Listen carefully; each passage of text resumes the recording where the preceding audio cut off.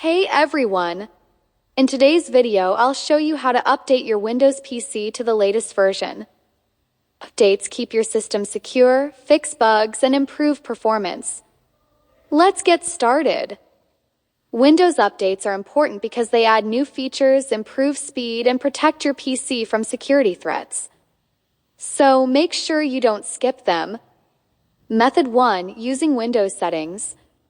Here's the easiest way to update Windows. Click the Start menu settings. Go to Windows Update. Click Check for updates. If updates are available, Windows will automatically download and install them. Once the update is installed, Windows may ask you to restart your PC. Save your work and click Restart Now to complete the update.